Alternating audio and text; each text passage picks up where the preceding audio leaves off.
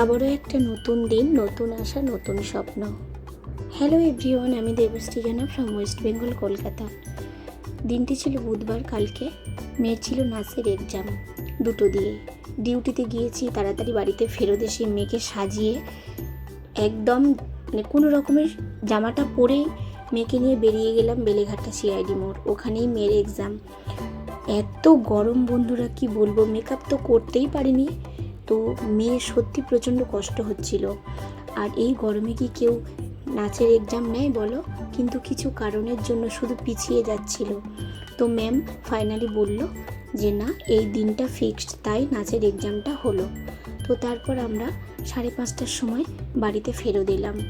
আমাদের চেঙ্গিঘাটা ব্রিজের ওপর থেকে আমাদের এই কলকাতা শহরটা কি অপূর্ব লাগছে। বাড়িতে এসে তারপর একটা তরমুজ ছিল, তরমুজটাকে কেটে ফ্রিজে দেব, কারণ ঠান্ডা তরমুজটা বেশিই ভালো লাগে আর গরমে ভীষণ উপকারী একটা ফল। তো তারপর তরমুজটা কেটে আমি ফ্রিজে দিয়ে দেব।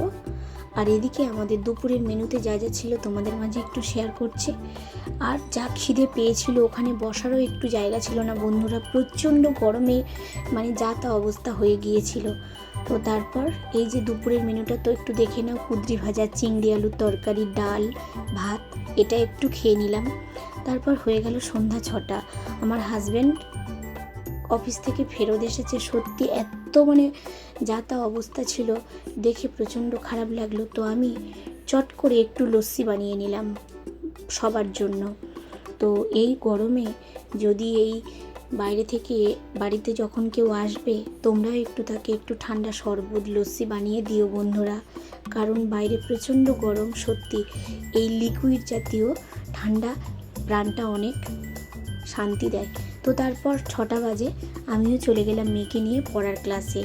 কালকে ছিল বুধবার, আমার যোগা ক্লাস ছিল না, তার জন্য মেয়েকে পড়ার ক্লাসে দিয়ে আমি 40 মিনিট হাঁটবো।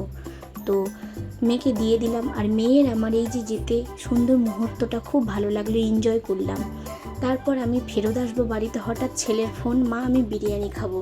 তোমরা বলো বন্ধুরা, এত গরমে কে বিরিয়ানি খায়? কিন্তু কিছু করার নেই, বারবার ফোন করতেই আছে, মা বিরিয়ানি খাবো।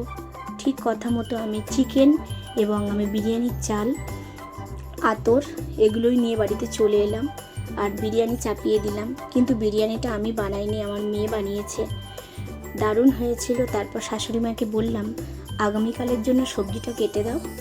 আমি সবজিটা করে নিই, কারণ আবার তো বৃহস্পতিবার, আবার একটা ব্যস্ততম দিন আজকে। তো সবজিটা আমি রাতে করে রেখেছিলাম। তো সব রকম সবজি দিয়ে চিংড়ি মাছ, আর এদিকে বিরিয়ানির মাংসটা কষা চলছে। সারাদিনের ব্যস্ততম দিনগুলো ছোট্ট ছোট্ট করে ভিডিও আমি বানিয়ে তোমাদের মাঝে শেয়ার করছি। তোমাদের কেমন লাগছে ভিডিওগুলো জানিও। তো আমার তাথই সোনা কিন্তু অধীর আগ্রহে বসে আছে কখন বিরিয়ানিটা হবে।